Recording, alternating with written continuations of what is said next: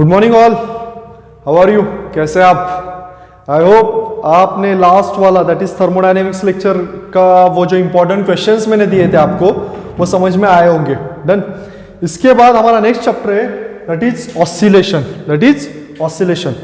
मैं आज आपको ऑसिलेशंस के एक 5 अच्छे से क्वेश्चंस देना चाहूंगा जिसका आप स्टडी करिए और आप उसका रिजल्ट देखिए। ओके, मतलब ये मिनिमम क्राइटेरिया है कि ये 5 क्वेश्चंस आपको करना ही करना है, ऐसा है। डन।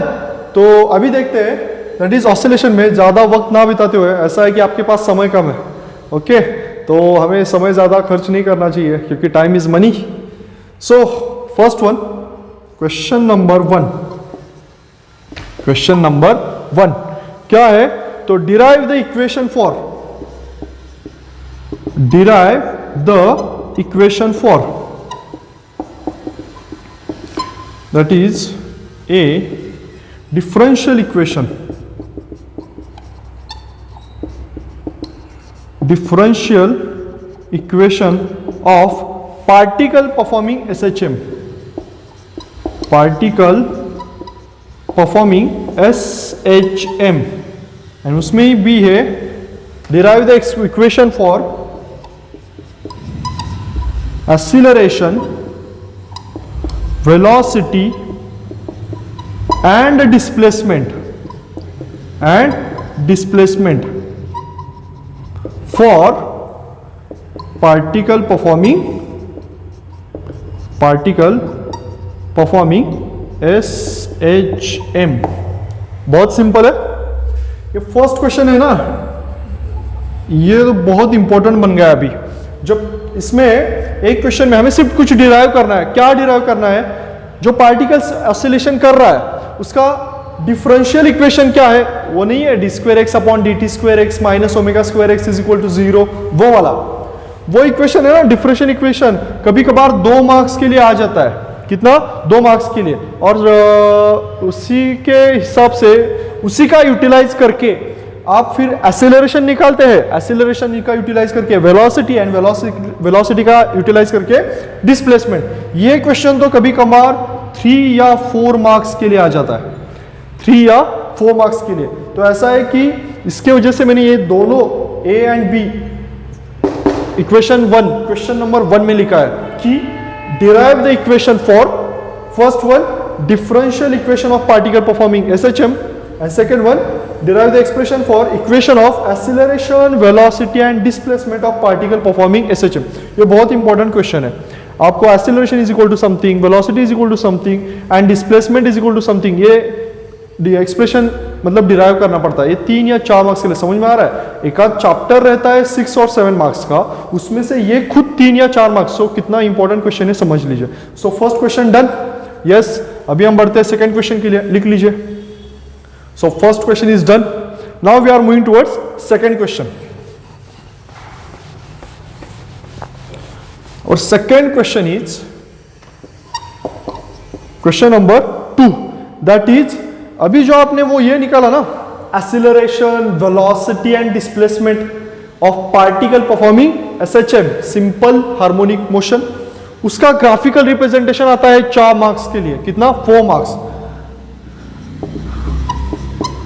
ग्राफिकल रिप्रेजेंटेशन ऑफ, एक ही है इसमें, इतना ही।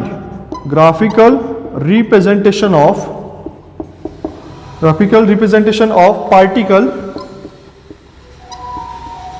Particle performing SHM for acceleration, for velocity and displacement. Correct है? सो आपको क्या करना है? आपको ग्राफिकल रिप्रेजेंटेशन करना है और पार्टिकल परफॉर्मिंग सिंपल SHM, हाँ, सिंपल हार्मोनिक मोशन। सो आपको एक्सीलरेशन का आपने इक्वेशन निकाला, वेलोसिटी का इक्वेशन निकाला, डिस्प्लेसमेंट का इक्वेशन निकाला, वही इक्वेशंस को यूटिलाइज करके आपको कुछ ग्राफ प्रिपेयर करने हैं। तो वो ग्राफ आपके लिए 3 या 4 मार्क्स के लिए आ सकते हैं। उसमें भी 2 कंडीशंस है। When particle is at mean position, इसके लिए अलग ग्राफ होगा, and when it particle is at extreme position, extreme position, जैसे कि मीन पोजीशन यानी displacement is equal to 0 and extreme position यानी displacement is equal to plus minus amplitude. Correct है। So ये क्वेश्चन बहुत इंपॉर्टेंट है, 3 या 4 मार्क्स के लिए आता है कि व्हाट इज द राइट, मुझे ग्राफिकल रिप्रेजेंटेशन आपको लिखना है जिसमें किसके लिए, एक्सीलरेशन के लिए, वेलोसिटी के लिए एंड डिस्प्लेसमेंट के लिए एट 2 कंडीशंस। अगर उन्होंने कहा है मीन पोजीशन तो मीन पोजीशन के लिए ही लिखिएगा, वहां पर होगा x is equal to 0 and extreme position जहां पर होगा x is equal to plus minus a। ये 3 और 4 मार्क्स के लिए। So write down the question. So अभी हम थर्ड क्वेश्चन की तरफ बढ़ते हैं। ओके, सो ये बहुत इंपॉर्टेंट क्वेश्चन है। जब मैं चैप्टर पढ़ाता हूं ना तो ये क्वेश्चंस को ध्यान में रख के ही पढ़ाता हूं। तो ऐसा है जो पढ़ने वाला है वो भी पढ़ते समय इन क्वेश्चंस को ध्यान में रखते हुए पढ़े। करेक्ट है, डन। सो राइट, हो गया। Now we are moving towards third question. Now we are moving towards third question.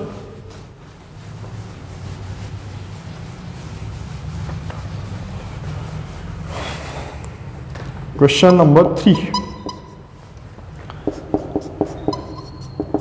Write down the equations for total energy of particle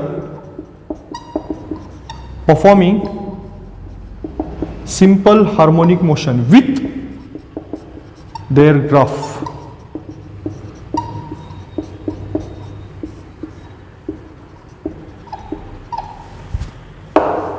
done. So ये क्वेश्चन भी 3 मार्क्स के लिए आ सकता है, 2 और 3 मार्क्स। सो इंपॉर्टेंट है। क्या करना है हमें, इक्वेशन फॉर टोटल एनर्जी, जैसे कि जो पार्टिकल सिंपल हार्मोनिक मोशन कर रहा है उसका कुछ ना कुछ एनर्जी है, अभी वो एट अ रेस्ट पे भी है और इन मोशन में भी है। सो टोटल एनर्जी क्या होता है, potential energy plus kinetic energy.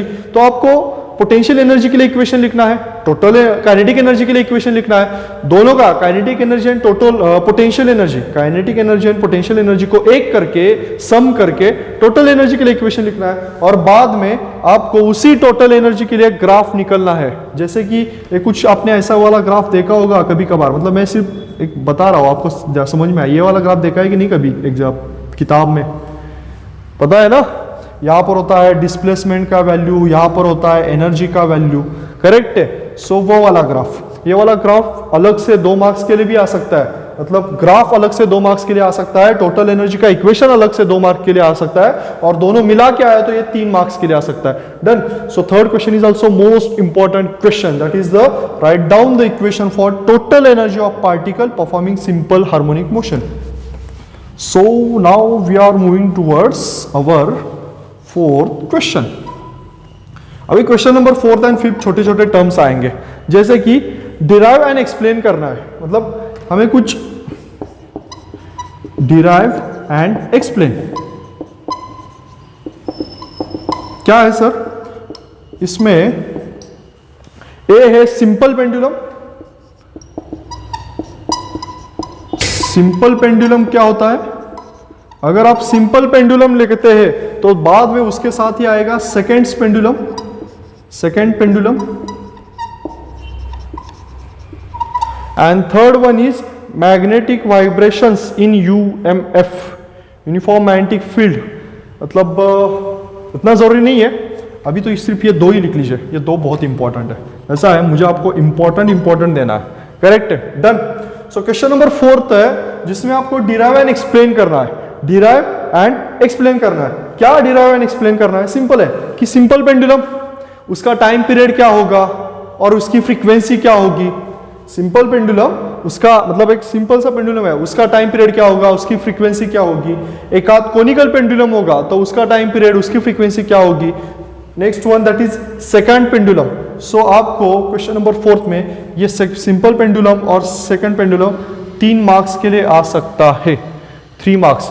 उसका टाइम पीरियड का इक्वेशन निकालो, डिराइव करो, सो 3 मार्क्स। एक्सप्लेन करना है 2 marks. So most of the time ये डिराइव के लिए आएगा, मुझे ऐसा लगता है। सो डिराइव एंड एक्सप्लेन, ये 2 इंपॉर्टेंट क्वेश्चन है। फर्स्ट वन सिंपल पेंडुलम, उसका टाइम पीरियड एंड फ्रीक्वेंसी की वैल्यू क्या आएगी, and second one seconds pendulum, okay, उसका टाइम पीरियड एंड फ्रीक्वेंसी की वैल्यू क्या आएगी। So question number 4 is done. आराम से इतना तो है, लिख लीजिए, derive and explain simple and second pendulum. Now question number 5th and last and most important question. Question number 5th जिसमें आपको डिफाइन करना है, मतलब छोटे छोटे क्वेश्चन से। आप बोलेंगे सर जरा थोड़ा ज्यादा है, लेकिन बहुत छोटे है, डिफाइन करना है आपको सिर्फ एक, what is meant by periodic motion.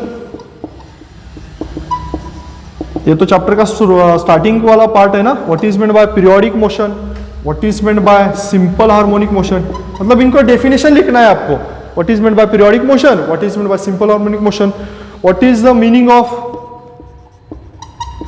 Amplitude, phase, frequency,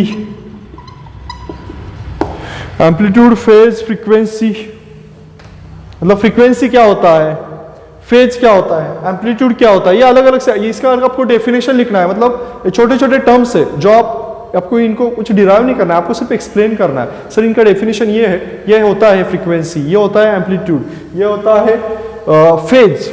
उसी में हम डेफिनेशन मोस्टली ये simple harmonic motion and periodic motion, इनका डेफिनेशन लिखने को आता है for 1 mark. So what is meant by periodic motion, what is meant by simple harmonic motion, okay. And third one is forced, free and forced vibration, free and forced oscillation,